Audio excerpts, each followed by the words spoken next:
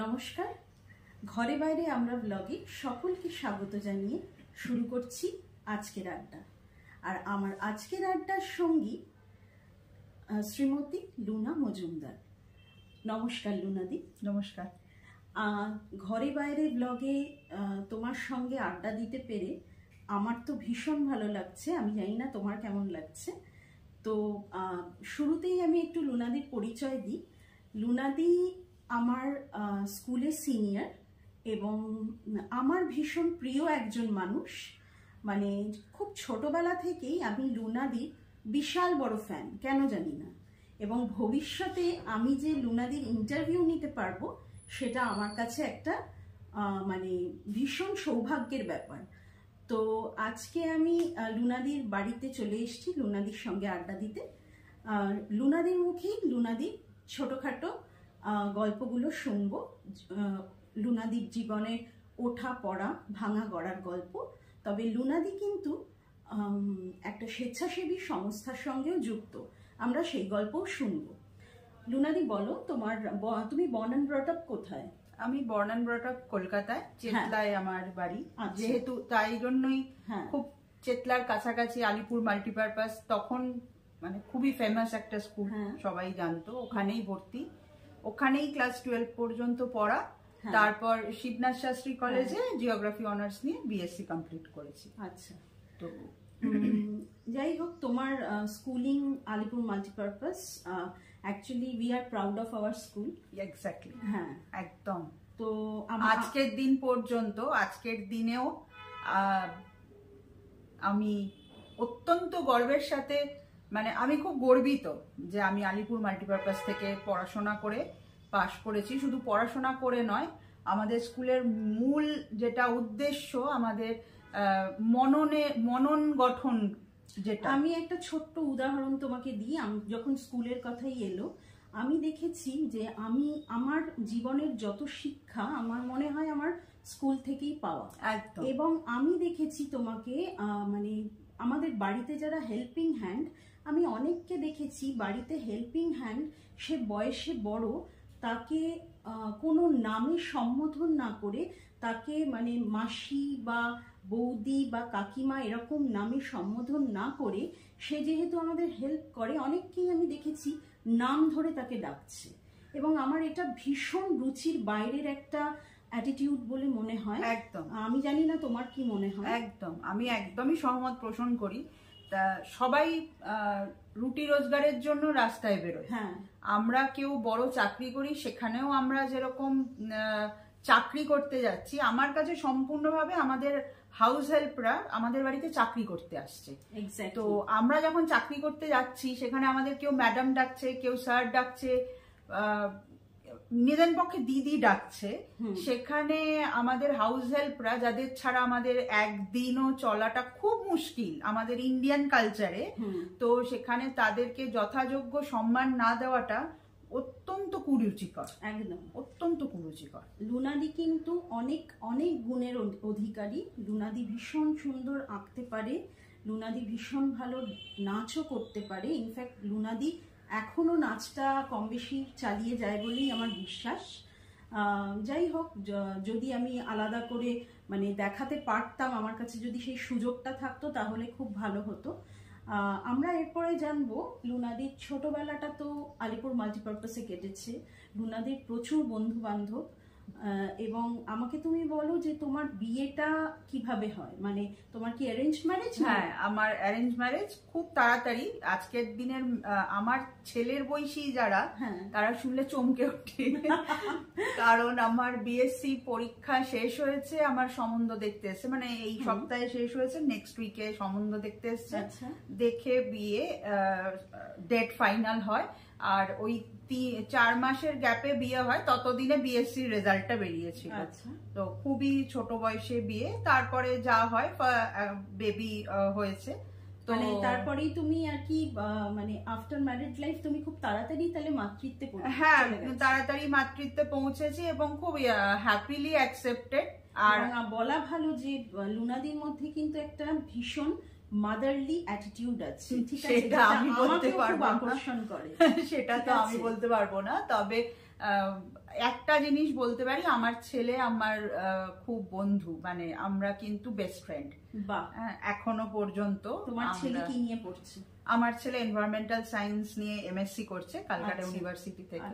তো আমরা খুব হ্যাপিলি মানে মারপিট করা, প্রচুর পিটিয়ে ছেলেকে বড় করেছি। হ্যাঁ হ্যাঁ, না না, এমনি আমি খুব ভালোবাসি, কিন্তু আমি খুব শাসনও করি। সেটা আমার আশেপাশে যারা বন্ধু বান্ধব আত্মীয় স্বজন আছে, ভীষণ নাকি আমি কড়া শাসন করি সবাইকে। আমি শুধু আমার ছেলের কথা বলছি না, আমি নাকি একটু স্ট্রিক্ট পার্সোনালিটি।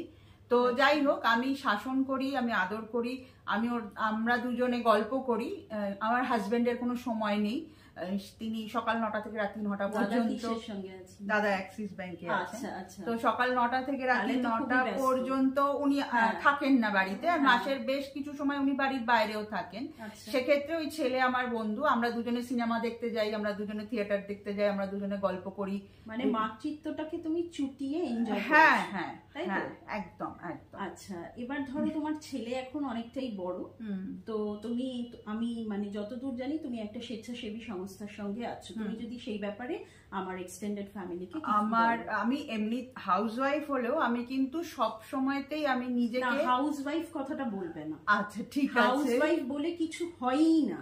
ঠিক আছে, মেনে নিলাম। বিশ্বাস করো, হাউসওয়াইফ বলে কিছু হয়? আমি 24 আওয়ার্স ওয়ার্কার। তুমি একজন আনপেড ওয়ার্কার, ঠিক আছে? এটা 24x7 সারাক্ষণ কোনো না কোনো কাজের সঙ্গে যুক্ত।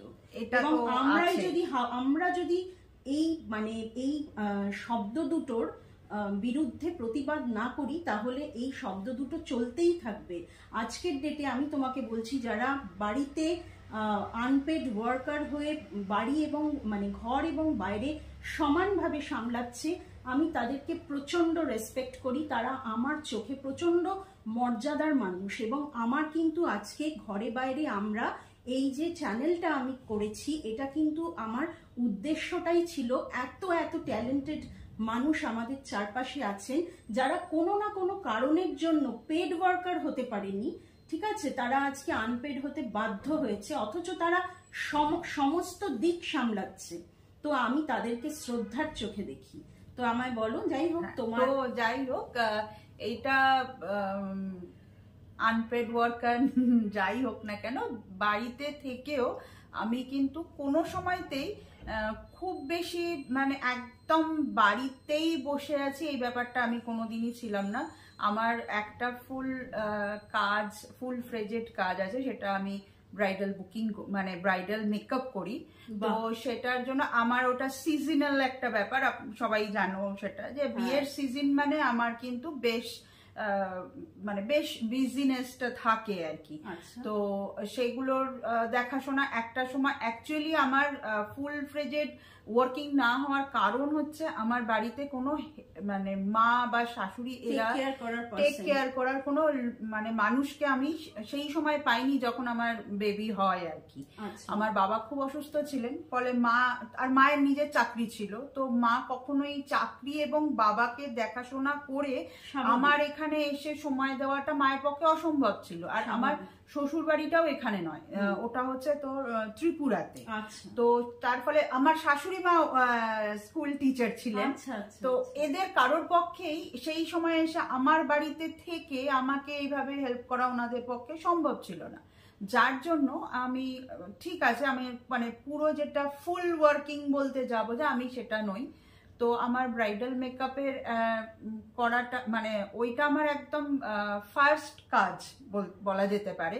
আর প্রায় 25-26 বছর হলো আমি করছি, ফলে আমার একটু চেনা পরিচিতও হয়েছে। তার মানে তুমি এখন প্রফেশনাল বলাই যায়? হ্যাঁ, বলাই যায়। শুধু মানে আমার পার্লার নেই, থ্রু ফোন আমার বুকিং হয়। তো সেইটা আমার বুকিং কিন্তু এরকমও হয়, এবছর মে মাসে সামনের বছরের মার্চ মাসের বুকিং হয়ে যায়। তো সেইটা থাকতো করতে করতে, তারপরে ছেলের পড়াশোনা কাটবো। সেটা হচ্ছে যখন ধরো তুমি মানে বাচ্চাকে টেক কেয়ার করছো, ওর ছোটবেলাটার কথা বলছি, ধরো তোমার চারপাশে তোমার প্রচুর বন্ধু বান্ধব যারা খুব এস্টাবলিশড, চারপাশে যারা খুব সুন্দরভাবে নিজেদের ওয়ার্কিং লাইফটাকে কাটাচ্ছে, সো কল্ড ওয়ার্কিং লাইফ, তো সবাই তো তোমার কখনো মনে হয়েছে যে বা কাউকে দেখে কখনো মানে যেটা হয় জেনারেলি মেয়েদের যে একটা আফসোস বা হয়েছে, মানে খুবই হয়েছে, কারণ আমি অনেকের থেকে অনেকটা পোটেনশিয়াল ছিলাম হয়তো, মানে সেটা আমি নিজে মুখে আমার কথা আমি বলছি না, আমাকে আমার টিচার্সরা বলো, আমার প্রফেসরসরা বা আমার আশেপাশে যারা আমার থেকে বয়োজ্যেষ্ঠ আছেন আমাকে এই কথাটা বলেছেন, মানে যে আমি কেন কিছু মানে সেইভাবে ফুল ফ্লেজেড করছি না, তারা আমার পরিস্থিতিটা হয়তো বোঝেননি বা জানতেন না, তাই জন্য তার জন্য বলেছিলেন। আফসোস তো আছেই, অবশ্যই আফসোস আছে, কিন্তু সেই আফসোসটা নিয়ে আমি কোনোদিন দুঃখে মন মরা হয়ে বসে থাকার মানুষ নই। আমার চারপাশে প্রচুর বন্ধু, আমার স্কুলের বন্ধু থেকে আমার ছেলের স্কুলের বন্ধু পর্যন্ত আমার কোনো বন্ধু বিয়োগ হয়নি আজ পর্যন্ত। এটা আমি খুব এই জায়গাটা আমার খুব গর্বের জায়গা। আমার সব বন্ধুরা আমার ডান দিকে বাদিকে থাকে। ওই যে তোমার মধ্যে একটা কেয়ারিং অ্যাটিটিউড হবে। আমার সবাই আমার সঙ্গে ঝগড়া হয় কিন্তু বন্ধুদের, মানে কারণ আমি খুব সহজে সত্যি কথাটা যার যেটা পছন্দ নয় আমি খুব সামনে বলে ফেলি, ফলে আমার সঙ্গে ঝগড়া হয় না তা নয়, কিন্তু সেই বন্ধুই এবার ঘুরে এসে কিন্তু নিজের থেকে গল্প করে, নিজের থেকে নিজের মনের কথা বলে। আমার আজকের এই এত বছর জীবনে বলতে পারি যে এটা আমার কাছে খুব গর্বের জায়গা, যে প্রতিটি মানে বন্ধু আমাকে সেই জায়গাটায় পেতে চায় যেখানে তারা তার মনের কথাটা শেয়ার করে। আমি এটাতে আমার খুব ভালো লাগার জায়গা, আমি ওদের ভালোবাসি এই কারণে। বিশ্বাসযোগ্য ভরসাযোগ্য মানুষ হয়ে সেটা তারা বলতে পারবে, তাদের বিশ্বাস অর্জন, হ্যাঁ তারা বলতে পারবে, কিন্তু আমাকে তারা মনের কথা বলে এইটুকুনি আমি জানি, যে তারা তাদের নিজেদের মনের কথা শেয়ার করে আমার সাথে। লুনাদির এই যে স্বেচ্ছাসেবী সংস্থার সঙ্গে যুক্ত হওয়াটা, এটা মানে তুমি কি হঠাৎ করেই যুক্ত হলে? প্রায় হঠাৎ করেই, না আমি এরকম কিচ্ছু ভাবিনি। আমার ছেলের পড়াশোনা, ব্রাইডাল মেকআপ করা এই নিয়েই আমার চলছিল, তার সাথে আমার গান সবসময় চলেছে। আমি 25 বছর শাস্ত্রীয় সঙ্গীত শিখেছি, তো সেটা আমি বাড়িতে রেওয়াজ করা ইত্যাদি ইত্যাদি, প্লাস আমি নাচ করতে খুব ভালোবাসি। নাচ খুব বেশি শিখিনি, রিসেন্টলি আবার 3 বছর মতো করছি, কিন্তু ওই ছোটবেলায় যেটা শেখা হয়নি সেটা এখন পরিপূর্ণ হচ্ছে আর কি, সেই ইচ্ছাটা। তো এই নাচ গান, ব্রাইডাল, প্লাস আমার ছবি আঁকা, আমি অবসর টাইমে ছবি আঁকি, তো এই সব মিলিয়ে আমি একদম ভাবিনি আমি স্বেচ্ছাসেবী সংস্থাতে পরিপূর্ণ মানুষ। আজকে আমার কখনো একাকিত্ব লাগে না, তুমি মানে সম্পূর্ণ বলা যেতে পারে, অনন্যা।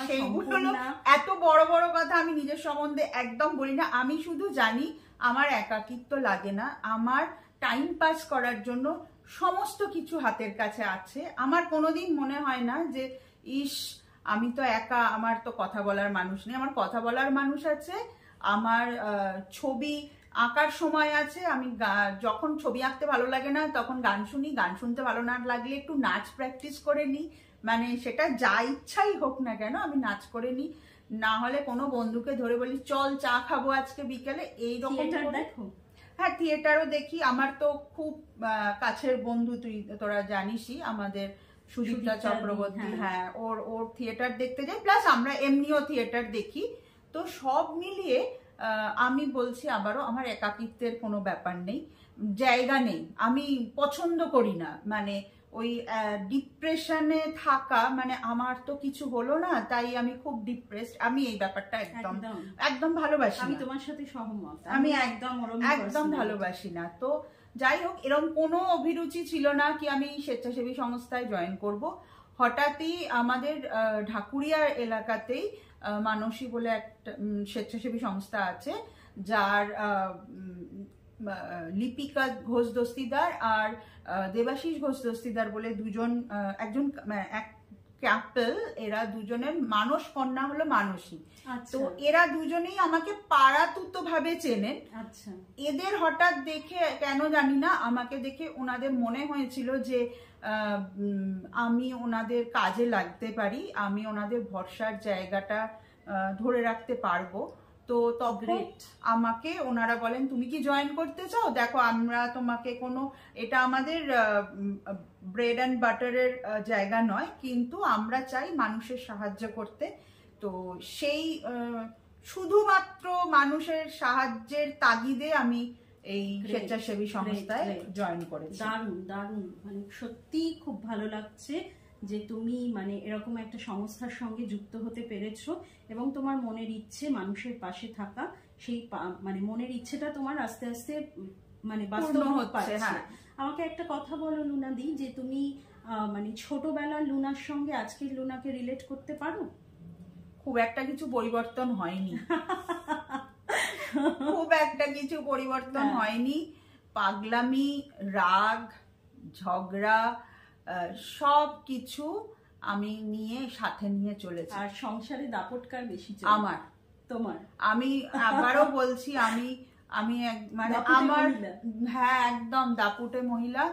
আর আমি এটা ছোটবেলায় আমার স্কুলেও একটা বদনাম ছিল, আমি খুব দিদি দিদি টাইপ, আমি ভীষণ লিডারশিপে, হ্যাঁ ডমিনেটিং, এটা আমার এখনো আছে। আমি মানে ভালোবাসি বলতে তা নয়, আমার মনে হয় সবকিছু একদম মাপে মাপে খাপে খাপে সবকিছু ঠিক ঠিক চলবে। মানে আমার ঘর যদি একটা ঘর হয়, আমি বিয়ের পর 1 রুম ফ্ল্যাটে থাকতাম, সেই রুমের ফ্ল্যাটটা আমার খুব সুন্দর করে আমি সাজিয়ে রাখতাম।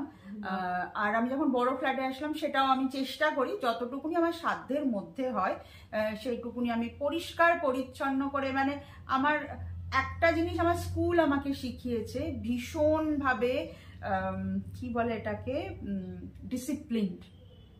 আমি না একদম নন ডিসিপ্লিনারি কিছু পছন্দ করি না।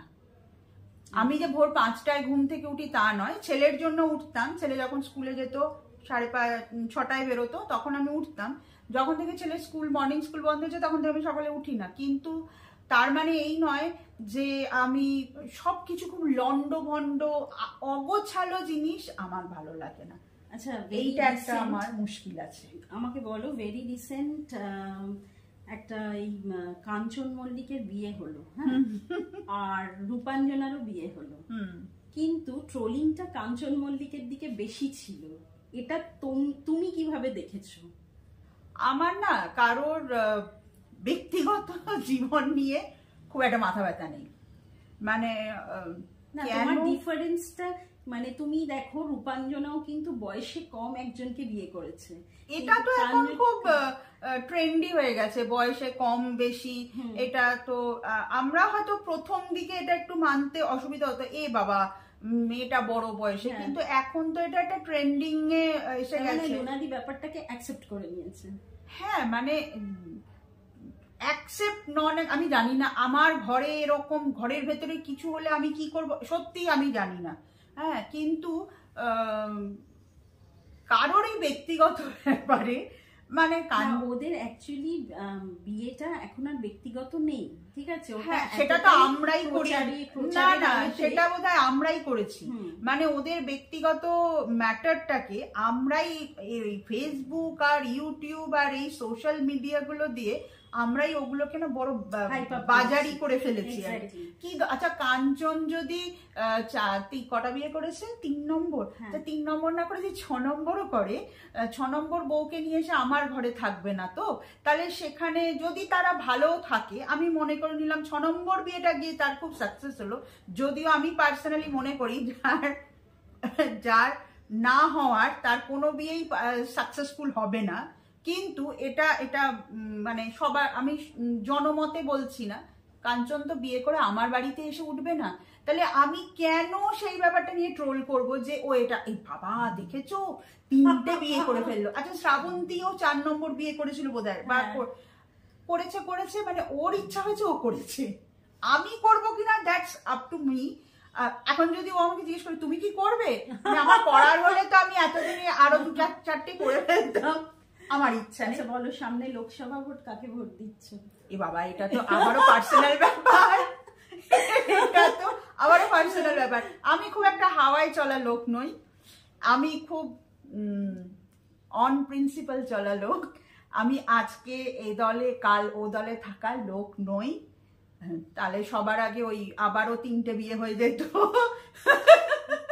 আচ্ছা লুনাদি, বলো তো, আমি একটা ছোট্ট র্যাপিড ফায়ারে যাব তোমার সঙ্গে। তুমি আমাকে বলো যে SRK না রণবীর কাপুর? SRK। আচ্ছা, শহর কলকাতা না কলকাতার বাইরে? একদম কলকাতা। আমার কাছে কলকাতার অজস্র খারাপ থাকার সত্ত্বেও আমার কাছে Kolkata the best in the world. আর বলো যে সমুদ্র নাকি পাহাড়? আমার দুটোই। আমি বুঝতেই পারি না সমুদ্রে গেলে আমার পাহাড়ে যেতে ইচ্ছা করে আর পাহাড়ে গেলে আমার সমুদ্রে যেতে ইচ্ছা করে। এটা আমি প্রথম শুনলাম। যাই হোক, কারণ আমার দুটোই আমি ইকুয়ালি ভালোবাসি। মানে যেমন দুই ছেলেকে মা বলতে পারবে কি যে আমি একে ভালো কম বাসি আর ওকে ভালোবেসি বাসি, ঠিক এক্স্যাক্টলি আমার সমুদ্র আর পাহাড় দুটোই একই রকম ভালো লাগে। এবার একটা কঠিন প্রশ্নে যাচ্ছি, নরেন্দ্র মোদী না মমতা ব্যানার্জি? ওরে বাবা, কি হিসাবে? Narendra Modi as a prime minister, Mamata Banerjee সম্বন্ধে নো কমেন্ট। গ্রেট। না, নরেন্দ্র মোদীর ইন্টারন্যাশনাল অ্যাফেয়ার যে সেক্টরটা, সেই সেক্টরটা আমি পুরো দমে ওনাকে সমর্থন করি, এইটা আমি বলতে পারি। বাকিটা নো কমেন্ট। আচ্ছা লুনাদি, বলো যে এই ঘরে বাইরে প্ল্যাটফর্মে এসে আজকে তোমার কেমন লাগছে? খুব ভালো লাগলো। ওর সঙ্গে আমার অনেক দিন বাদে দেখা, একবার রাস্তায় দেখা হয়েছিল সেটাও বহু বছর আগে, আর তারও আগে স্কুলে দেখা হতো। তো যাই হোক, ভালো তো লাগবেই। ছোট বোন, স্কুলের খুব পছন্দের মানুষ, খুব ভালো লাগলো। ছোট্ট করে আড্ডা মেরে দারুণ লাগলো। Thank you so much. Thank you. আমিও তোমার প্রতি কৃতজ্ঞ যে তুমি তোমার মূল্যবান সময় থেকে আমাকে কিছুটা সময় উপহার দিলে। আমি এটা সত্যি সারা জীবন মনে রাখবো। তোমার এই সুন্দর হাসিটা যেন চিরদিন বজায় থাকে। তুমি খুব ভালো থেকো। আমার আর লুনাদির আড্ডাটা যদি আপনাদের সকলের ভালো লেগে থাকে তাহলে প্লিজ লাইক করবেন আর চ্যানেলটা পারলে সাবস্ক্রাইব করবেন, আমাদের ভালো লাগবে। আর যদি আমাদের এই আড্ডাটা সত্যিই ভালো লাগে তাহলে দেখতে থাকবেন। মানে একদম স্ক্রল করে সামনেটুকু পেছনটুকু ওরকম নয়, পুরো ইন্টারভিউটা দেখবেন। আশা করি আপনাদের ভালো লাগবে। যাই হোক, আড্ডা চলছে, আড্ডা চলবে। আজ তাহলে এখানেই আসি। ধন্যবাদ।